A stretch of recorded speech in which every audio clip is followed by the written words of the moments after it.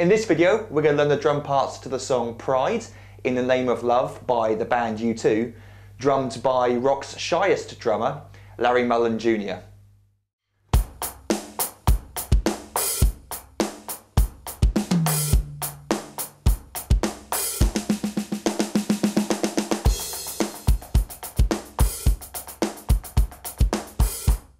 The way I've set up the drums today, I've lowered my hi-hat down so that I have access to my hi tom.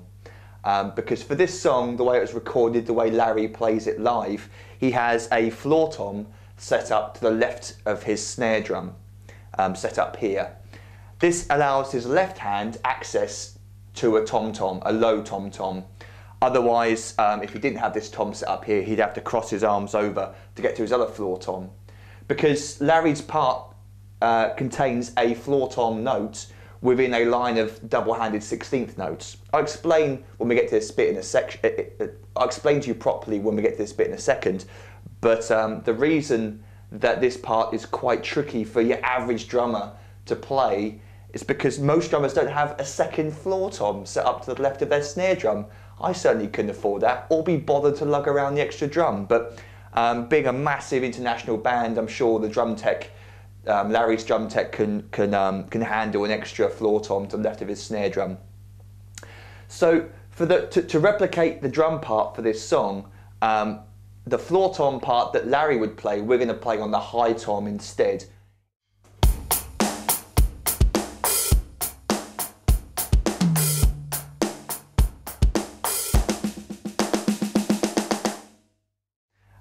And this song is just filled with lots of really cool little ideas and surprises, in fact.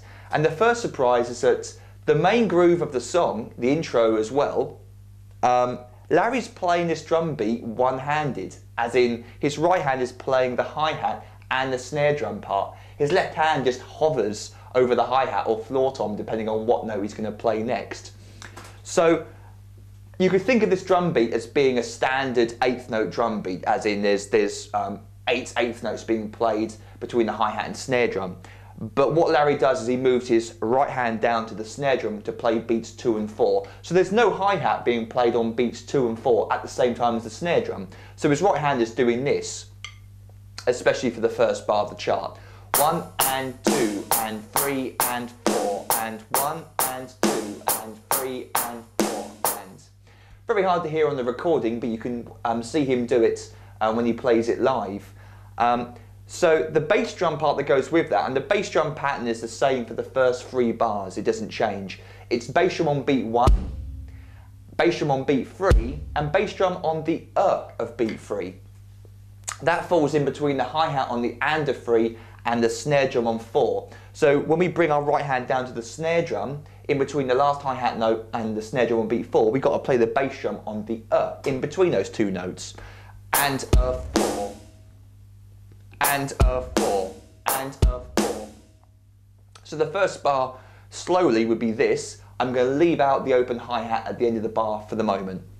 1 and 2 and 3 and a 4 and 1 and 2 and bass, bass snare and a 4 and the open hi-hat is on the and of beat 4 at the end of the bar. 1 and 2 and 3 and a 4 and 1. So it opens on the and, closes on the next one at the same time as the bass drum. So your left foot, the hi-hat foot, is closing, coming down at the same time as beat 1 of the next bar. And 1 bass drum, and bass, like that. So that's the first bar. 1 and 2 and 3 and a 4 and 1. And this drum beat appears throughout the song, so worth learning. Of course you can play it, if you like, normally, where you've got all the notes being played on the hi-hat like this. 1 and 2 and 3 and 4 and 1 and 2 and 3 and 4 and 1. You can play it that way. But when we get to the extra, the floor tom part, or the high tom in this case, later on, then your left hand wants to have access to the drums, and if your right hand's in the way, there's a risk of it hitting.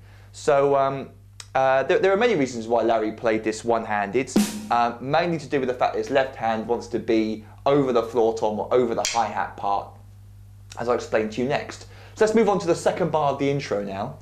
And we've got exactly the same drum beat being played, except two differences. First of all, we've got an extra hi-hat note being played on the E of beat 3. So the first half of the drum beat's the same as the first bar. 1 and 2 and. Then we have 3 E ands. So bass drum on 3 still, E and on the hi-hat, left, right, left, right, 3 E and, 3 E and, followed by the same bass drum on the of beat 3 as before. So 3 E and right hand plays a snare drum as before, 4. But now we have this floor tom note being played for the first time.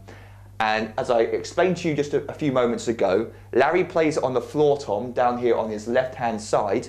If you've got access to an extra floor tom and you want to set it up for this song, then brilliant, I recommend that. Just simply replace all the high tom notes I've written for this song on the floor tom. But we're going to use the high tom instead.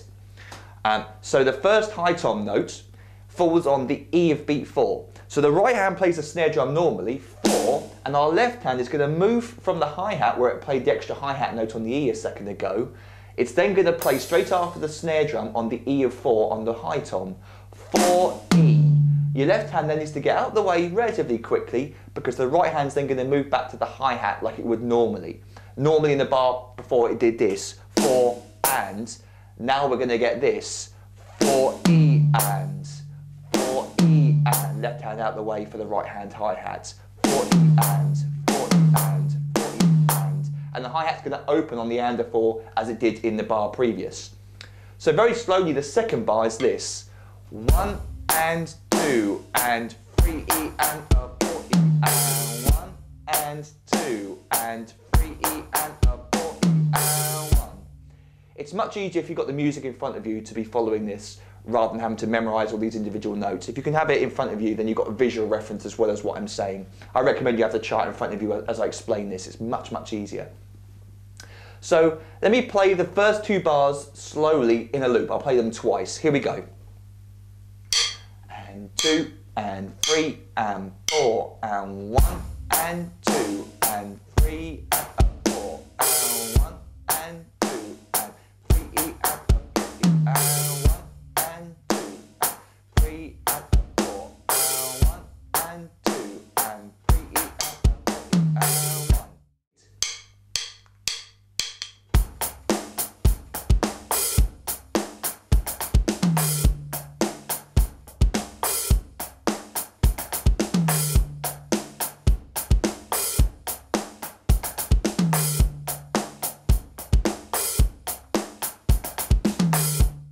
On to page 3 of the chart now, where we got bridge 1, which is a new section of the song which gets played once, which is just awesome. It's a really cool groove, offbeat, syncopated tom-tom notes. Yes, please. This bit, yeah, this bit whets my appetite.